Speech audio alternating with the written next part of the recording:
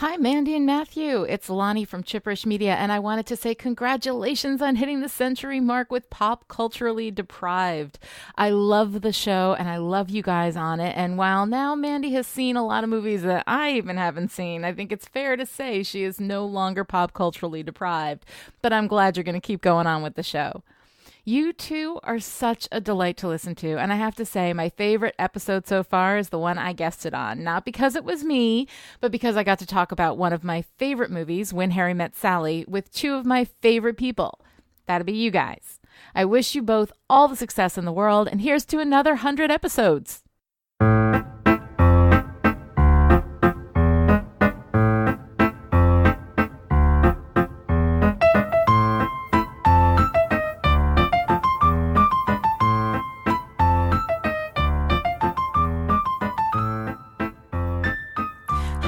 And as you just heard, it is the 100th episode of Pop Culturally Deprived.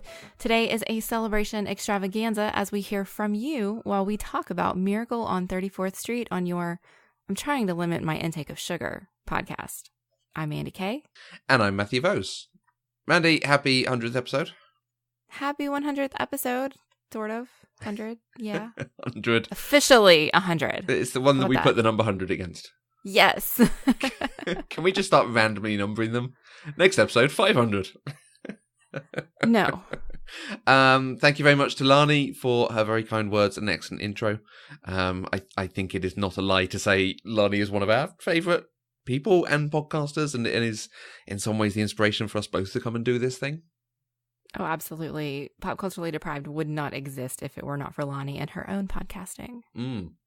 I think she is one of the high watermarks for the quality and professionalism that we want to hit. So, we've got a ways to go sometimes. Most times, I think. Yeah. What would you say is your favourite episode so far?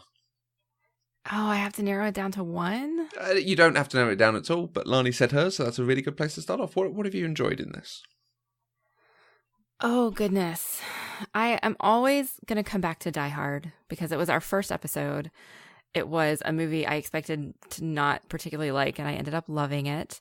And it started a wonderful friendship between you and I, so how could it not be my favorite? Nice. What about you? Do you have just one favorite? I think I'd have to give the same answer as Lani, the ones I've been on.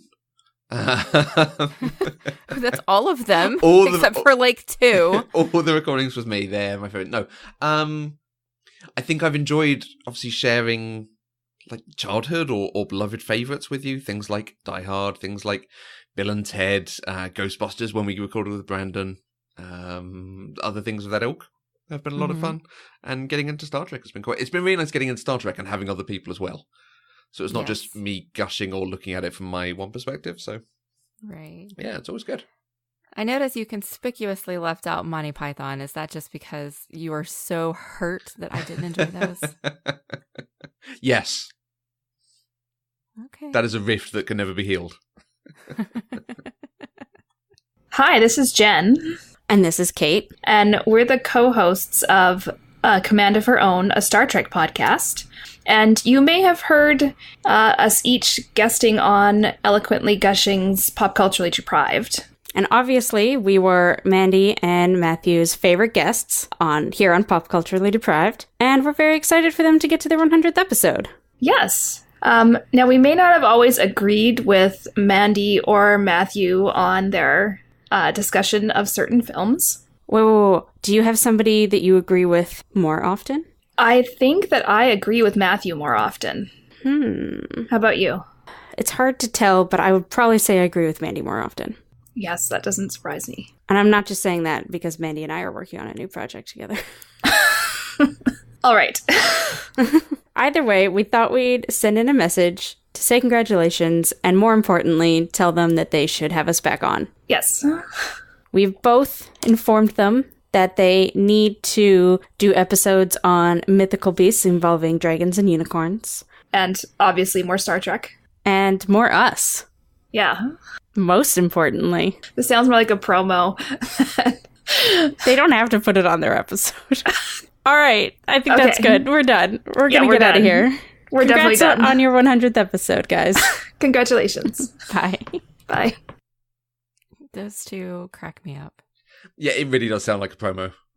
It really does. Who do you agree with more often? Me or you? Myself, obviously. And what's this? You're doing another recording with someone else? How very dare you? Okay, Mr. I already have 2 other podcasts with other people. And yes, we do definitely want to have them back on, I think, at some point. It's easy to want to invite people back on when they're sending you messages for your 100th episode. So, people who did it for this episode, you'd made the right choice. Absolutely. Caitlin also does a Tolkien podcast. And I love the animated Lord of the Rings, so I really want to talk to her about that at some point. I don't think you've seen it, and you do like Lord of the Rings. Correct. Yeah. On both accounts. Yeah. I love that version. So it sounds like you're pitching an episode about that animated Lord of the Rings. Yeah. I'm not even sure Yeah. Kate's seen it, but she is, the biggest Tolkien buff that I know. Okay. Mm. Well, we'll have to ask her about it. So, today we're talking Miracle on 34th Street, because we are in Christmas. We're talking the 1994 version, with people that we have seen in other things. Richard Attenborough. Oh, Lord, this is going to go well. Mandy, how come you've never seen it? Is this, again, you hate Christmas, so how you couldn't bear to see it? Yeah, I have no good reason for this. I really don't. All I can figure is it's a remake of a super old movie that I didn't care about, so that's why I didn't watch it, but I really just don't know. It doesn't make sense. I mean, it's Christmas. I love Christmas. Why have I not seen this Christmas movie? Yeah, and it is kind of the sort of thing you would watch. Like the sort of Christmas film you'd watch. It's not totally fantastical. It's about loving Christmas. Yeah. And the Yeah, Christmas I have season no good itself. reason. Mm. None Okay. whatsoever. A little bit of background on it then. Miracle on 34th Street is a Christmas movie. It was released in 1994, directed by Les Mayfield and starring Richard Attenborough, Mara Wilson, Elizabeth Perkins, and Dylan McDermott. It is a remake of the 1947 film of the same name.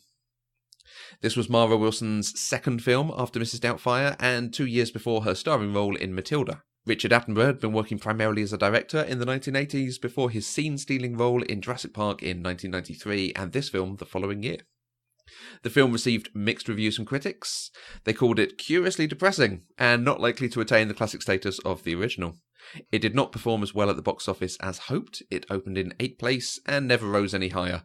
It was behind better performing competition like The Santa Claus and Star Trek Generations, as well as the long tail for The Lion King.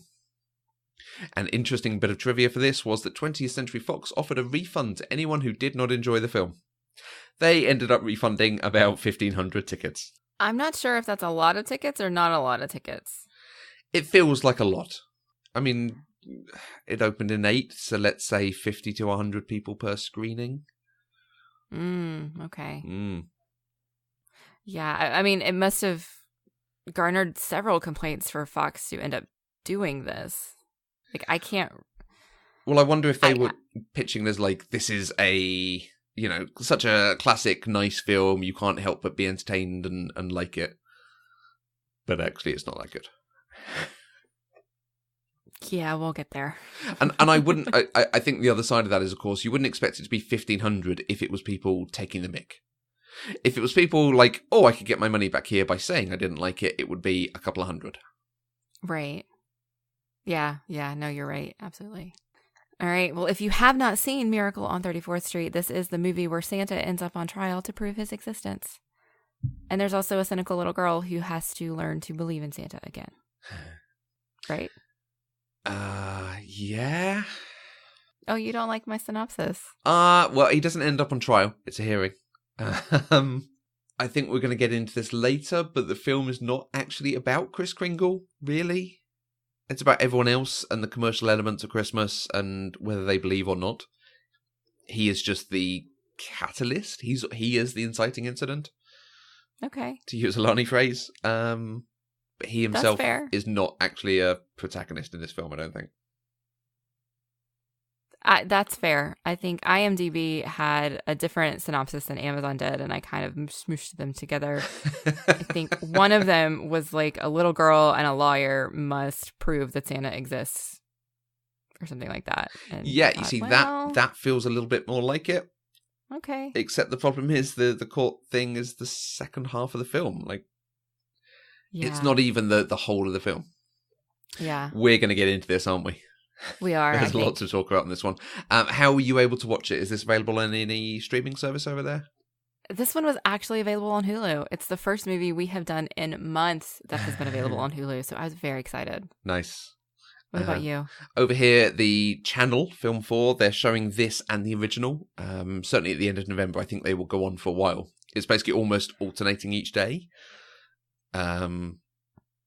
So, like, at the beginning of the original version, they said, and if you want to compare, come back tomorrow for the new version. And then before the new version, they went, and if you want to compare, come back tomorrow for the original. Okay. I don't think they're doing it every single day, but certainly they were doing a few days of back and forth.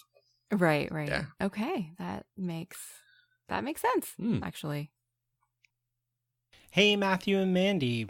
Congratulations on 100 episodes. This is Alan from Hallowed Ground Media. Lately, when I've been recommending your show to people, I've been telling them to go to the Doctor Who episodes and to the Star Trek episodes because I think that those really showcase everything that's great about PC Deprived. It shows off the passion that you both have for these franchises and also your friendship and how you can share them with each other and appreciate what the other person sees in them, and then also share like all of your thoughts and sometimes your skepticism, but you always do it in the most thoughtful and kind way. And that's what's really great about PC Deprived. Congratulations, you guys, and I hope there are 2 or 3 or 400 more episodes. Doctor Who? Har har. Very funny. Man, I tell you, listening to these folks talk about us is going to give me a really big head because we are the kindest people in the world. Clearly. I love it. And we argue well and we don't fall out. So hooray for us. Thank you very much, Alan. Yeah, definitely someone probably smarter than the two of us to talk about these things. So nice to hear that we're doing a not too bad job. Are there any episodes that you recommend to people when people are like, oh, that sounds like a cool podcast. What should I listen to? Do you just say you have to go back to the beginning? Otherwise, you'll never catch up and you'll miss all the like cliffhangers. Oh, no. I would never do that to somebody with 100 episodes under our belt at this point. I think I like to recommend the River Song episode from the Doctor Who series that we did. Okay. Partly because that's where Doctor Who turned around for you and you actually enjoyed it, and you could tell that in the conversation that we had, which made me very happy. Hooray, suddenly there are well-written women in this show. Just not enough of them. And then I send people to episodes like The Godfather because it's a surprising outcome for me. I didn't expect to enjoy it, and then I did, and I kind of think everybody should enjoy it, and I want them to kind of get my perspective on it. So nice. Yeah. What about you? Where do you send people? Just at the beginning. Yeah, I usually rattle off a few like, oh, here's a few episodes we've done that seem like the sort of films that person might like, or are, you know, big but surprising films, Jaws, Schindler's List, things like that. That people might want to go and either check out or might pique their interest more than another film. Yeah. Because it is nice that we've done some big films, we've done some smaller films, we've done a range of genres. Yeah, I feel like we are definitely a very well-rounded movie podcast. Yeah. And not just bad films. Because it seems like every other podcast is a bad movie podcast. I don't want to talk about bad films. But unfortunately, sometimes we do. Well, yes. So what's your experience of the cast of Miracle on 34th Street? Oh, that was smooth, Matthew. So smooth. Richard Attenborough is John Hammond from Jurassic Park. Attenborough. Sorry. What did I say? No, you said Attenborough. Attenborough. What do you say? Attenborough? Okay. It just sounded funny in your accent, and I liked it, and I laughed. I'm sorry. It's okay. Apparently, he also had a small role in Kenneth Branagh's Hamlet, which I've seen several times, and I don't remember, but IMDb said so. So was he Hamlet's dad? No, he was the ambassador from Denmark. Okay. Maybe something like that. Okay. Mara Wilson has the world's most recognizable face from 90s children actors, but her filmography is tiny, so I really only know her from Mrs. Doubtfire and Matilda. Yeah, she did definitely step out of it, didn't she? She did, but everybody still knows who she is, I think. Elizabeth Perkins, I've actually seen her in more things than anybody else, and I was a little bit surprised by that, but it's stuff that, like, I wouldn't be able to say, oh yeah, Elizabeth Perkins was in that. It's just when I was going through the list, I was like, oh yeah, I've seen that. Oh yeah, I remember that. So I think when I do think of Elizabeth Perkins, I think of the Tom Hanks movie Big. Okay. Yeah. Really, yeah. that's her. She also played Wilma in the Flintstones movie. Yes, that's why I recognized her from, yeah. She had a recurring role on Weeds. And more recently, she has shown up in the new NBC show This Is Us, which is my current favorite television show. Yeah. And she was also in the Sharp Objects adaptation on HBO. Oh. So she's gotten around. I mean, there's other stuff that I'm familiar with, but Dylan McDermott, anybody who listens to SF Pop knows that he was in Steel Magnolias because we talked about it. He was also in The Perks of Being a Wallflower, which we have talked about on this show already. And I primarily know him from his long-running role on the attorney drama The Practice from back in the 90s. So yeah, these are all folks that I am actually familiar with, which is unusual when we're doing movies on this show. And it is based on a very old film, 1947. The original came out. Do you have any experience of it at all? Have you seen anything of that one? No. I mean, I'm aware that it exists. I've always heard people talk about Miracle on 34th Street. But this is actually, I'm going to go ahead and put this here. When you posted on Twitter about it, Garrett, who was recently on, his response was that this 1994 remake is for people who hate black and white movies. And yeah, I think that really kind of describes me. I don't like black and white movies. So that's why I never saw the original. But you've also not seen this one. And let's find out, what did you think of Miracle on 34th Street? I did not enjoy it as much as I thought I would. No.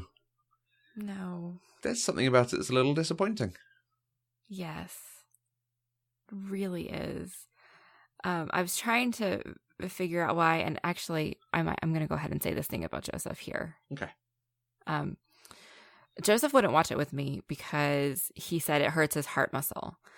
And then when we were talking about it after I watched it, he just could not believe that I did not cry at all. And it turns out he hasn't seen the 1994 version. He's only seen the original version. And so it kind of makes me think that the original was probably a lot better than this one was, for it to be something that affects him so profoundly. And this one, like, I feel like a cold, dead person after watching this. It just did not impact me emotionally. I'm not sure I can say the original is better. The original does some of this better, definitely. Okay. And it does, it hits some of the emotional resonant moments better. But the setup for the plot is a bit weirder. There's a whole thing with a psychologist who works for Macy's who... because it is actually Macy's and Gimbel's, the actual stores, featured in it. And there's a psychologist who works for them who is the one who talks to Kris Kringle, and it's his antagonization with Kris Kringle, who basically does a sort of reverse psychology thing on him and suggests he's not very good at his job. And then when he finds out he's been putting down someone else, he then goes back and hits him over his head with a cane and then just walks off. And then that's why he's taken for the hearing to decide whether he goes to Bellevue or not. Mm-hmm. Like, the setup is not done very well. And then the whole thing with him being the babysitter in this, I think this does it better. Because in the original, he's just at her house and she leaves the girl alone with Kris Kringle. like this gold man that they're not sure is completely all there or not. So it's a bit, and why is he in her bedroom? It's a bit strange. Okay. So, like, this is more solid. It holds together better, but I don't think it hits the like I say, the emotion as well. And particularly, the original has more ambiguity about whether he is Kris Kringle. No, he is Kris Kringle. Whether he is Father Christmas or whether he is just an old man who thinks he is. Oh, Like- interesting. like yeah, this- because this one had no ambiguity. Yeah, this version very much comes out of the thing of he's Father Christmas and let's just move on with that. And I think Right. it wants the ambiguity. I do think it still wants there to be some discussion about it because it never goes to that fantastical place that we saw with Christmas with the Cranks that we thought was unnecessary. The bit at the end of, oh no, he is Santa Claus. Mm-hmm. This doesn't quite go there, but at the same time, everything else it does is, no, he is Father Christmas. Right. I don't know. I think the very act of her getting the house at the end, the two of them getting married and having the whole wedding set up by him. Yeah. And I mean, she's super pregnant when this movie ends. I mean, come on. So I think if they were going for ambiguity, they failed. Yes, I agree. Hi, Matthew and Mandy. This is Jazzy from Moo Point Podcast. And congratulations to you both on your 100th episode. That's amazing. And I'm, of course, a super fan of your show. And my only real problem with it is that I can't join you for more episode discussions because I absolutely love hearing Mandy's reactions when she watches, like, some of my favorite movies for the first time. Actually, that's not true. I can't figure out whether I like it better when Mandy loves something that I love or when she totally hates it. So, I mean, that sounds mean. I'm not glad that Mandy has to suffer through something she doesn't like. But I really enjoy hearing her different perspective when I know that I'm going to love a piece of media no matter what, just because of blind nostalgia. Which brings me to, in case I haven't said it enough already, I am really sorry about that whole Dumb and Dumber thing. No, I have to go back on that. I'm not quite sorry enough. Sorry, because that was one of the most fun conversations I've had in a really long time, except for all friends debates, of course. But anyway, as I'm recording this to you both, apologies for the sound. I'm walking along a beach on the Oregon coast, and this is the same one that I walked on when I first heard your podcast a couple years ago. I was a bit late to the party. I missed your launch. But a friend of mine, it's one Brandon that you might recall, and again, I need to apologize for the Dumb and Dumber thing, sorry. Anyway, Brandon had told me really excitedly about this great project he'd done when he guested on a podcast about Ghostbusters. And as I recall, he said that it was pretty cool that a girl from North Carolina and a guy from England and a dude from Alaska could all sit around together and talk movies. And so, of course, I am intrigued at this, and I had to check out what he was talking about. But I've got slightly completionist tendencies. There was no way I was going to listen to this podcast that my friend was on without listening to all the episodes from the beginning. So I walked up and down this beach, and I listened to 13 episodes in one weekend, all just so I could get to this discussion between Brandon and Matthew and Mandy. And I have not missed an episode since. So I should say, for the record, I wouldn't have had to have gotten all the way to Ghostbusters to fall in love with Pop Culture Deprived. Because you guys had me from Die Hard, which, by the way, I still have not seen. But Christmas is coming, so whatever. And that doesn't matter. It doesn't matter that I haven't seen it, because I love listening to your conversations, even if I'm not familiar with whatever you're talking about. And I love doing it while I walk along the same beach, because I'm here often, and not once have I set foot on this beach that I haven't thought back to that very first weekend when I listened to your first episodes, and it's like you're here with me every time.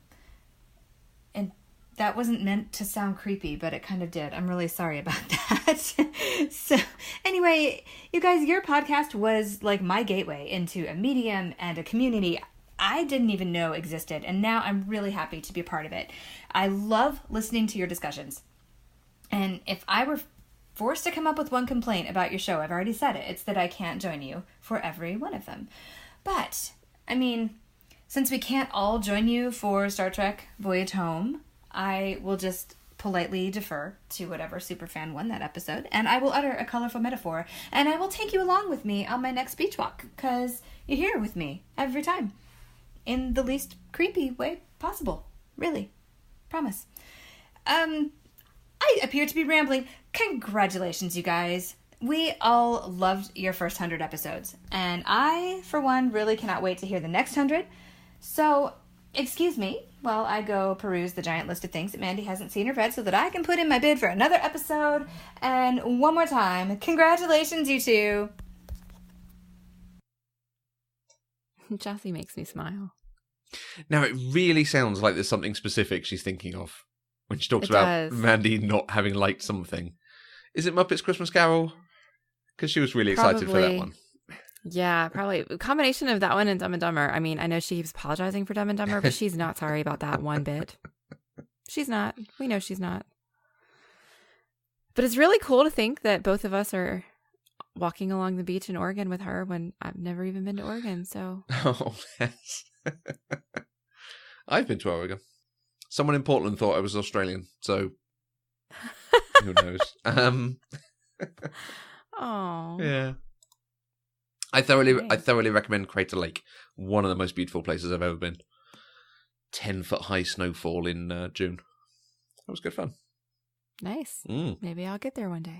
But yes, we are there with her. We see her when she's sleeping. We see when she's awake. Maybe. I'm trying to bring it back to Father Christmas. I think we got that You in can see the the link. creepiest way possible. Yeah.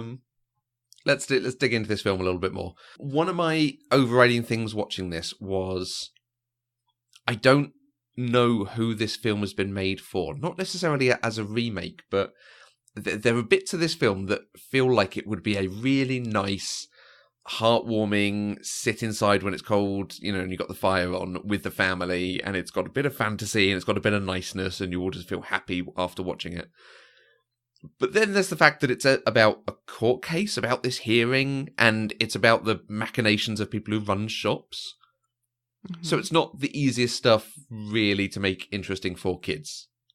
Right. Taxation and the blockade of trade routes and things. It's a little Star Wars reference for you there. But at the same time, it's not a good Christmas film for adults. No, it could be a good Christmas film for adults, but then it does things like, reindeer in the courtroom and this relationship that does not work when you poke at it at all. And there was a lot of the film that's in the child's point of view, like I say, assuming that he's Father Christmas, and that's just what it is, rather than giving us a bit of that ambiguity, but of the kind of intellectual exercise that would make it a good film for adults. Right. So I don't know quite either whether they've tried to do both and not threaded the needle and done either very well, or if they just made the film and actually there is no market for a film of this type. So I was watching it and I was kind of feeling the same way that you were. To me, this film doesn't know what it's trying to be. It has kind of like multiple personalities. Like you've got the bits with Elizabeth and Brian, which is trying to be a rom-com. You've got the whole hearing, which is trying to be like a courtroom drama. You've got Susan desperately wanting a family, so you've got this family inspiring children's film kind of thing. And it doesn't do any one of those things well. And those three things don't really mix well. And then I also struggled because this movie just absolutely does not know what era it's set in. It could not decide if it was set in 1994 or if it's set in 1944. Yeah. It was really weird. Because you've got the contrast of Kohl's with Shoppers Express, and Shoppers Express is obviously trying to be this ultra modern thing with all of the LED lights and the flashing signs. But then you've got the traditionalism of Kohl's, and then you've got these taxi cabs that are clearly pulled right out of the 40s or 50s. But then the other cars on the street are all clearly from the 80s and 90s. But then the lighting, particularly when Elizabeth Perkins is talking, is straight out of that silver screen era. Absolutely, yeah. Like cloudy, vibrant eyes kind of thing. You got this like softness around the face. I'm sure there are technical terms for this. I just don't know what they are. So it felt all over the place. Like it needed to pick something, and then it could have done that one thing really well. But instead, it feels like it tried to be everything to everybody, and it just couldn't do it. Mm. And I think even within that, like, it kind of wants to be a rom-com, but there's no com in that rom. No. No, not at all. I mean, there's very little rom, if we're honest. They don't really work as a couple. And I think it's almost okay, the fact that he proposes and clearly actually the relationship doesn't work because that's not what she wants. And it ends up splitting them apart because of that. But there was no point in that you feel at least he's into it more. It's just, oh, I'm written to love this woman, so I will love her and squish her and hug her and cuddle her. Exactly. I struggled with their relationship because it didn't make sense.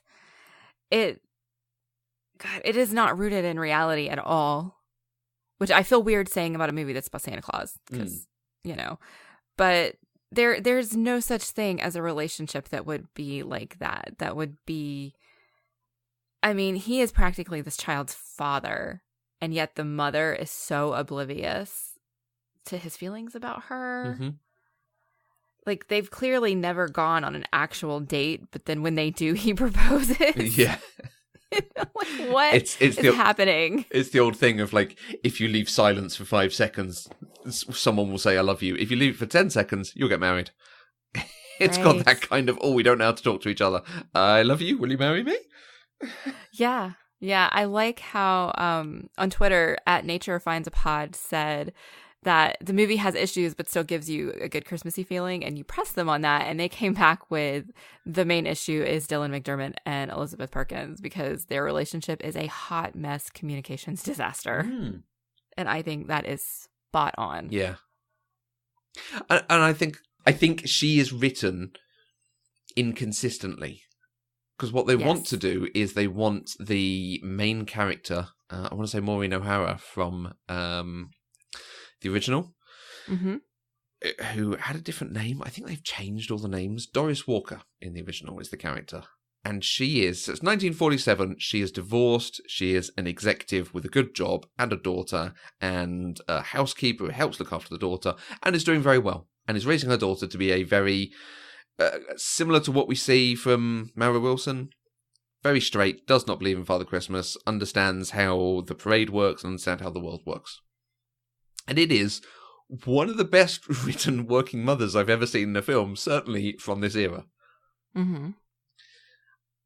In the new version, I think they want her to have that, but Mara Wilson comes over as cynical rather than precocious.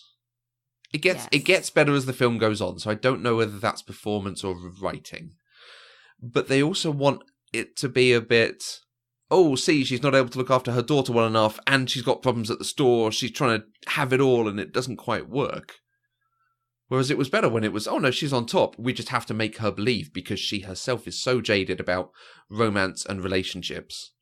Mm-hmm. And so at the end, I would buy into, suddenly she believes in Kris Kringle is Santa Claus, so suddenly she believes, actually, you should look for magic and goodness in the world. You shouldn't become cut off to it. So yes, I will open myself up to getting married again or this relationship. Mm-hmm. But I don't think it quite works again. Yeah. I think like the other stuff that we've talked about, it sort of misses the beat where they should either show that or explain that or have her realize something. Possibly without him having to do the Kris Kringle voiceover when she sees how upset everyone is without Santa Claus. Right. You know, we were there 20 minutes ago when he said those words. Right, yeah. Yeah, I think they don't do a good job of setting her up to be struggling at anything. She is clearly good at her job. She's a good mother. She takes care of her child. She loves her child. She makes sure that Susan is taken care of. She teaches her, about truth and things like that. But then all of a sudden we try to give her this romance, and that's when she becomes cold, I think.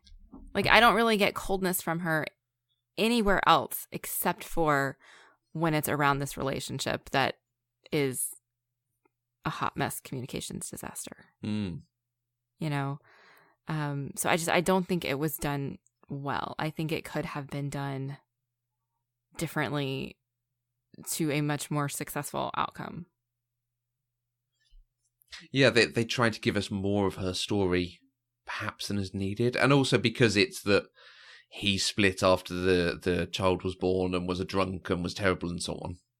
It doesn't need that. It just needs to be the love went out of the marriage and they got divorced. And that's why she no longer believes in it. But they have to make it even more dramatic. Yeah. Mm. Hi, this is Brandon from Moo Point, a Friends podcast. That's not First of all, Brandon. Hang on, that's you. that is me. That is me. Hi, Brandon. Brandon wrote us a lovely email in celebration of our 100 episodes, so I am going to actually read it now. Brandon from Alaska writes. This is Brandon from Moo Point, a Friends podcast. First of all, congratulations on 100 episodes. I know podcasts are a lot of work, and 100 episodes is such a huge lift. What an incredible job you've done. Normally, I don't waste time with text when someone invites me to talk. I love any chance to have my voice be the center of attention. You caught me during a strange time where I can't bring myself to hit that little red button, so here I am banging out an email about how wonderful you are. So let me tell you why you are wonderful, pop culturally deprived, Mandy K, and Matthew. I don't know what you thought you were signing off on when you first started jotting down ideas on where you wanted to take this crazy thing. I think maybe this started off as a solo project for Mandy. Imagine that world where Matthew is not on board for this. I was around when it kicked off, and it was so impressive to me. Y'all, are exceptionally talented at the talk. You make me laugh. Sometimes you make me shake my head in disgust. You make me smile. You remind me that sometimes I need to frown, even at a childhood classic. Looking at you, Indy. But here's what you really do for me. You probably do this for many people, and I'm talking to both of you. You are a voice of a normal, everyday human being doing an exceptional thing on a microphone. It's your vulnerability coming through in my earbuds that makes life's challenges easier to take. I feel connections to you that would only be possible if you let yourself bleed out in each production, not being actors, but people just like me. In the depths of a debilitating depression or during the happiest times of my life, I can light off your podcast and hear two lovely, genuine humans talk to each other. I can laugh. I can smile. I can occasionally yell out my disagreements with Mandy. I can feel not as alone. So seriously, from the bottom of my heart, thank you. All these people disagreeing with you. That's the takeaway? Really? Yeah, I know people disagree with me. It's my lot in life to bear. Thank you, Brandon. Really appreciate those kind words. Yeah, again, the Ghostbusters sharing things like that and having someone else on who is so excited about it as well. It's so much fun. So, yeah, it was great having Brandon on ages ago. And I didn't have to talk to him about Dumb and Dumber. So, we're still friends.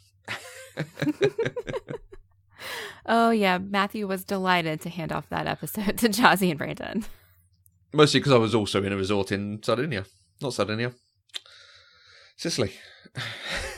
Italy. I don't even know where you went on your own honeymoon. I do. It momentarily escaped me. Right. Okay, so now that we have kind of talked really terrible things about this movie, were there things about it that you genuinely enjoyed that you would say were your favorites? Not as many as I would hope. Like I say, I think it doesn't hit the sort of emotional resonance as well as it could. And certainly as well as some of it does in the original. But the moment where he is being Father Christmas and he's presented with the deaf girl who just wants to see him. Obviously, he can't speak to her, but she just wants to sit there. And they do take a few moments before he starts signing at her. And she signs back to him, and she has this delightful smile on her face. She is a gorgeous young lady at that moment, just so happy and excited that Santa Claus is talking to her. It is a really, really nice moment. Yeah. I think the film wants more of them. It doesn't quite get there, but that was very, very well done. In the original, it's a Dutch girl, because obviously this is very, very just post-war, and she is a refugee, orphan, has come over from Holland, speaks no English whatsoever. And she sat down with Father Christmas, and he then just breaks into Dutch with her. And it does the same thing, but they don't do the build-up with a bit of music with the sad look on his face. He just speaks Dutch at her. Okay. So this sort of presses the emotion of it more, Right. and I think it works in this occasion. Yeah, this is the one scene that almost elicited an emotional response from me. Almost. Other than anger and bile. Oh, no, nothing made me angry. I It know. just was very meh. Yeah. But this was very sweet. It was very heartwarming. Mm. And I was delighted to see Alison Janney suddenly cropping up. I think this is probably about the time she started on The West Wing. But she's got that incredibly strong New York accent and is pretending to be, just a mother who's shopping in this department store. Any store that puts the parent ahead of the almighty buck at Christmas deserves my business. And it's just terrific, seeing her going off, I'm one of the finest actresses of my generation, but I'm here talking to you in New York accent. Hey, I'm walking and talking here. Look, I could not remember her name when I was doing my notes. Oh, really? I just called her CJ Craig. I was like, it's CJ Craig with an accent. It really was, wasn't it? And at the same time, Jane Leeves was in this, so Daphne from Frasier. Mm-hmm. And she was even listed in the opening credits. I was like, oh, terrific. I can't wait to see her. She's got about 4 lines. It's almost no point to her being there. It's a real shame. I think this is the only thing I've ever seen her in that wasn't Frasier. I feel like she's been in something recently. I have no idea what that was now. But, so, it was nice to see her at least. If not hear her. What about you? Things that particularly delighted you? Things you enjoyed? I did like that the store decided to stand by Kris Kringle. And they did the video where he stood up there and he said, Coles believes in Santa Claus and we will stand by him. I really liked that. Yeah. I don't know why exactly, but it was a moment of belief in this wholly cynical movie, I think. And that's why it, kind of like pricked my heartstrings a little bit. Mm-hmm. Can I tell you how they do that in the original? Yeah. Because again, it's about the way that shops and commerce works, but I think it's more accessible to make it better for a family audience. Basically, Macy's start doing this thing and saying, actually, yeah, we'll get goodwill from it. We'll send people over to Gimli's. Gimli's. Gimrels? I can't remember. Gimbrels? But they decide that, okay, so we're going to start doing this thing now. And then Gimbals, that's it. Yeah, Gimbals. Gimbals then find out that this is happening, and they say, well, if they're going to be getting goodwill, we should too. We're going to send people over there for toys they stock, but we don't. And in fact, we're going to do it on all our stores. So then Macy's find out that it's happening as a more statewide thing. So then Macy's start doing it with all their out-of-state ones and be like, send them to all the toy stores if we don't stock something. And it really is just this, there's lots of goodwill. And that comes from this guy who says he's Father Christmas. That's quite nicely done. So Interesting. It felt better that it was not just about the bottom line stuff that we see in this new one. About, we want to take them over, so we need to drive them down. Yeah. It's actually, we want to be considered the nicer toy store. No, we want to be considered the nicer toy store.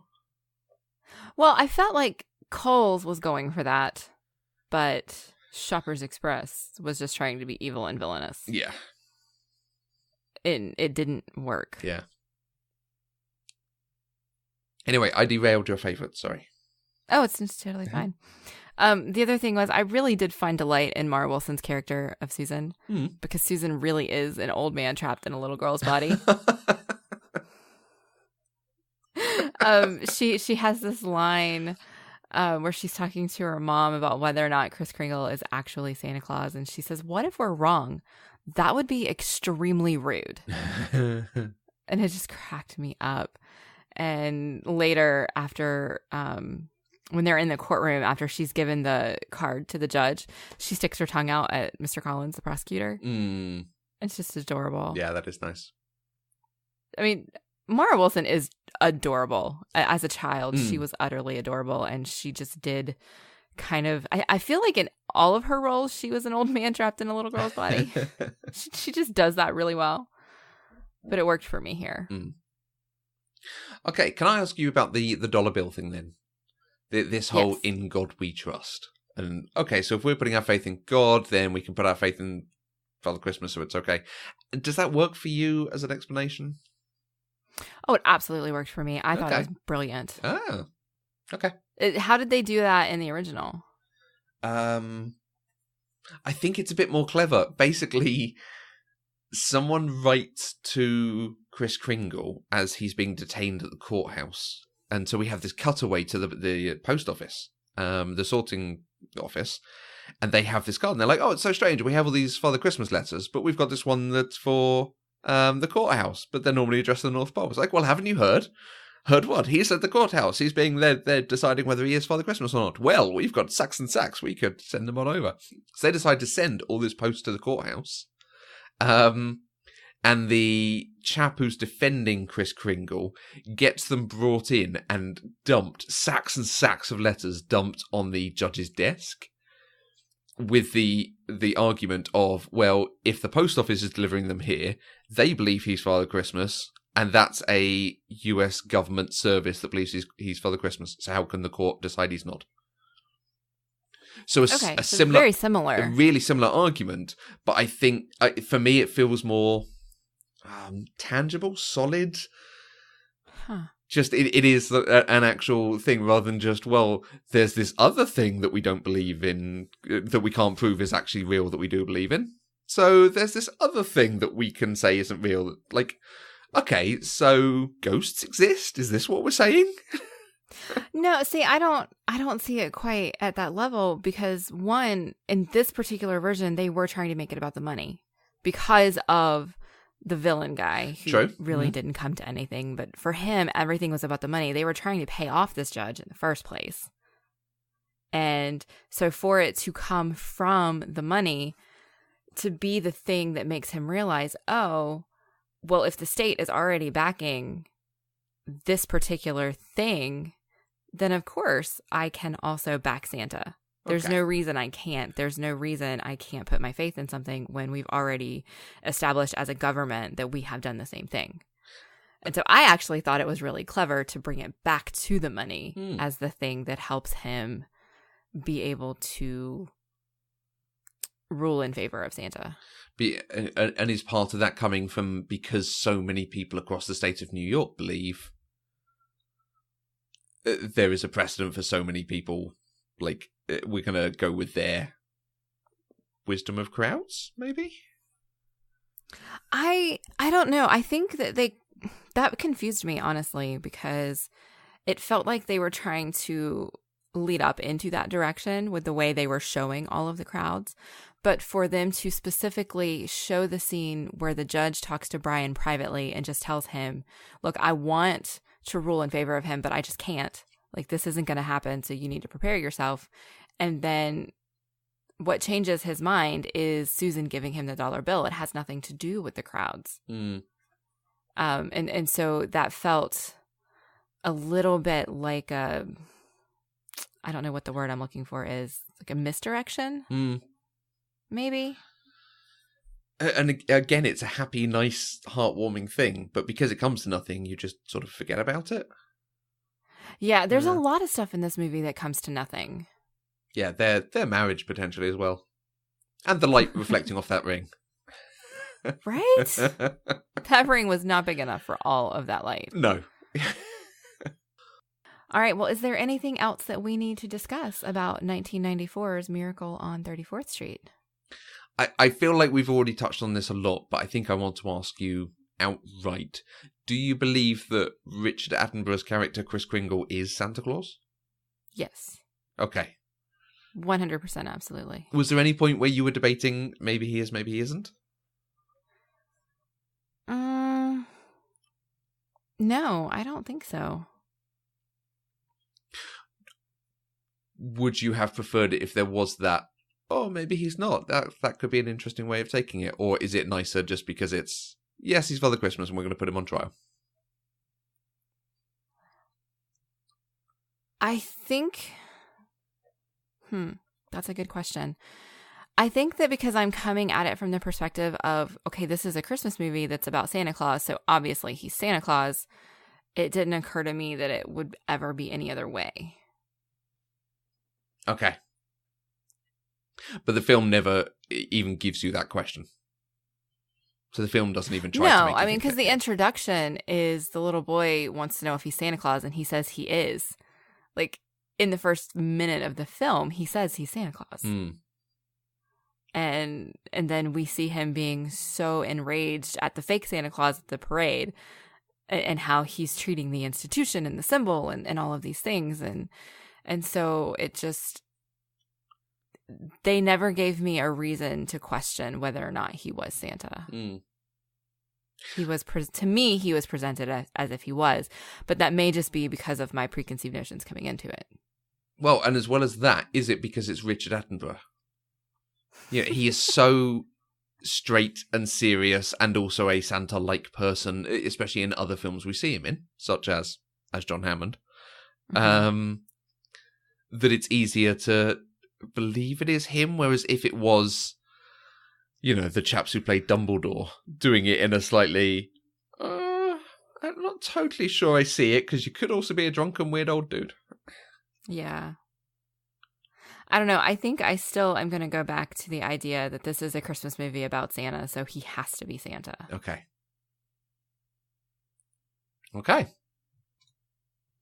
Dear Mandy and Matthew, congratulations to you both on 100 episodes of Pop Culturally Deprived.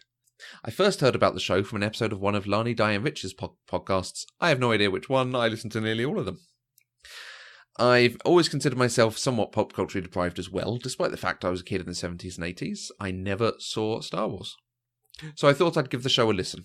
At that time, there were probably 25 or 30 episodes from which to choose. Instead of starting from the beginning, I decided to listen to the episode about one of my all-time favourite movies, Monty Python and the Holy Grail.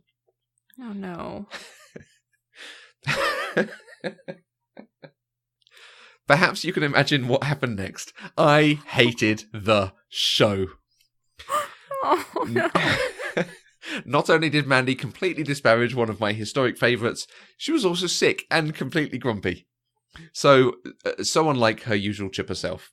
I appreciated how much Matthew loved the movie, but I couldn't get past Mandy's red-hot hatred, or what it felt like to me being such a fan of Monty Python in general. I am pretty sure I didn't even finish listening to the episode and immediately unsubscribed to the podcast. Oh, Mandy, you lost us a listener. I'm so sorry. Flash forward a few months later, and I was fortunate enough to engage with Mandy on Twitter. Of course, she was charming and funny and oh so smart. And so I thought I would give the podcast another listen. I'm not sure which episode I chose, presumably not The Life of Brian. But whatever it was, I was hooked. I came to love the back and forth conversation and banter between Mandy and Matthew, as well as the fresh perspectives both offered on films I had seen and not seen. I am now a loyal listener and proud Patreon supporter and listen to every episode whether I've seen the movie or not. I'm recently thankful to you both and Dr. Kelly Jones for your episode on Galaxy Quest. I had never seen the movie, but listened and was so intrigued that I finally saw it, and holy cow, I was laughing out loud the entire time. I'd always assumed it was a stupid parody, and it was just so much more. While I find myself more often aligned to Matthew's tastes, I love listening to your insightful and always fun conversations. I also appreciate the many guests you have brought on, and the perspectives they bring. I think my favourite episodes of the show have been the ones on Desperately Seeking Susan with Eric Malinsky and Thelma and Louise with Ali. The discussion with Eric was deep, funny and nostalgic. Being a child of the 80s myself, I could absolutely relate. And the discussion with Ali was a blueprint for what a respectful disagreement can look like. My hopes for the show in the future are that both of you would to watch some older classics, maybe some Audrey Hepburn movies, but please not Breakfast at Tiffany's. My recommendations are Roman Holiday or Sabrina. Congratulations again, Mandy and Matthew, and I look forward to hearing more. All the best, Suzanne at Susie Hula on Twitter. P.S. Please don't ever make Mandy watch The Meaning of Life. You almost lost us a listener. I know. I'm sorry. So you clearly need to like every film, in case people disagree with you and don't listen. Well, clearly everybody disagrees with me. That's okay. No, That's okay. that is a lovely message, and I think it really does speak to how we try to not necessarily denigrate everything we don't like. We try to have a conversation about it. And we like having all the different voices on. We want people to come on and talk to us and tell us, this is my favourite and here is why, and let's talk about it. Yeah. Even, and I've said this before, even when we do episodes where I've had to watch something that I really didn't like, I always come out of our recordings happy. I enjoy the conversations that we have about them. I've never gone into something and just been a completely grumpy puss who was just so annoyed that I had to do it. I know it probably... For somebody who didn't know us and listened to Monty Python first, that probably is how it came across. But I remember that episode as being utterly delightful because you and I had so much fun doing it. So I always come out of them, if nothing else, appreciating the experience, even if I utterly hated the movie. And I have been watching a lot of older classics this year. Just trying to fill in bits that have been missing, that I've been pop culture deprived on. There's definitely some ones in there I want us to watch, or I think you should see at some point. I agree about Breakfast at Tiffany's. I've had to watch that film twice this year. Once because I'd never seen it, so I watched it, and then once because we did it at the film festival. And I was on the door for that one, so I had to watch the film. Yeah, no. It's not as held up, or it's not as good as I think it's like general memory of it that people have. I think people remember it as being more delightful and the main character being more funny and quirky and interesting. I don't think she's held up that way. We do. So the festival was for the local film society, and this season on the society we're showing Charade, which is another classic Audrey Hepburn. So I am looking forward to seeing that. That's supposed to be good. Cool. Yeah, we'll have to definitely put some of those on the list. I feel like the only Audrey Hepburn I've actually seen is My Fair Lady. Okay. Yeah, good. So there's definitely some to choose from. Nice. I will get you watching a black and white film, one that you will like. Okay. Yeah. Well, we're gonna have to do that at some point for sure. I have resigned myself to this. Hey, y'all. This is Kelly Jones, pop culturally deprived fan and sometimes guest, calling in to say congratulations on the 100th episode of PCD. Mandi and Matthew, your friendship shines through this podcast, and your genuine care for each other and for the work you share makes PCD a joy to listen to. And honestly, you both amaze me. Podcasting is hard work. Planning, scheduling, writing, editing, posting, but podcasting across multiple time zones, countries, genres, and with multiple guests is serious leveling up, and you do it beautifully. You inspired me when I first started podcasting and helped me see that this kind of work is doable, and that if you want a podcast, you can get a mic and ask a friend to cheer you on or to join you, and just do the thing that you want to do. Pop Culturally Deprived has such a fun premise, and it's a great way to watch movies I might not ever watch otherwise. I will always be glad that y'all had me watch Galaxy Quest. Your show has kept me company in so many ways, and let me hear the voices and perspectives of many wonderful people, because just like the two of you, Pop Culturally Deprived is open, welcoming, endearing, and smart. So thank you both for putting yourselves out there, for modeling collaborative creativity and critical thought, for celebrating the stories you love, and for sharing yourselves with us. Here's wishing you all the best for your next 100 episodes. Oh, I do love Kelly. Yes. Oh. Yep, I absolutely have a big head after listening to all of those wonderful things that our listeners had to say about us. I think it is well deserved.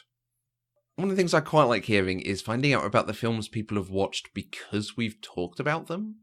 Whether it's like, oh, that film's coming up on Pop Culture Deprived, I should now go and watch it. Or, oh, they talked about it and it actually sounds really good fun where I didn't think it was going to be fun, so I'll go and watch it now. Yeah. So, I mean, I love hearing from everyone. So if you're listening to this now, I would really like to hear about films that you've watched because we've told you they sound good, because we've talked about them, because they've been coming up on the show. Drop us a tweet, drop us a message. It's quite cool to hear that. So you can do that by using the hashtag PCDeprived on Twitter. You can find us on Twitter, Facebook, and Instagram at Eloquent Gushing. You can send us an email at podcast@eloquentgushing.com, or you can leave us a voice message at speakpipe.com/eloquentgushing. You can find each of us on Twitter. I'm at Mandi K. And I'm at Matthew Vose. We are funded by our lovely listeners through our Patreon page. Anything you can give gives access to exclusive content and helps to support the network and develop other shows. To find out more, visit patreon.com/eloquentgushing. And don't forget to visit eloquentgushing.com, where you can find our other shows. The inflection on that sounded like you were going to say something else. ... Such as... And one of those shows is brand spanking new. It's the project you heard Caitlin mention in her message to us. Caitlin and I are doing a brand new show about the Discovery of Witches television show. It is called Desire Made Real, a Discovery of Witches podcast. Officially, we are going to launch on January 17th, which is when all of the episodes will be live for the United States and Canada. But you can hear our introductory teaser episode. It is currently live, so go search for Desire Made Real on your podcatcher of choice. Give us a subscribe, and we will be talking more about it in January. Yeah, can't wait to listen to that one. It will be an excellent thing to support what is looking like an interesting show. Oh, it's a great show. I mean, I wouldn't be podcasting about it if it wasn't. I didn't say that. Oh, okay. Oh, the TV show. Yeah. I thought you were like, my podcast. It's a ripper. No. The television show. I mean, well, you our do. Podcast is awesome too. You do have a very big head, so. Yes, we do. All right. Well, we will be back next week with another episode where we will talk about The Nightmare Before Christmas. Finally. So until next time, I'm Mandi K. And I'm not just a whimsical figure who wears a charming suit. Yes, you are.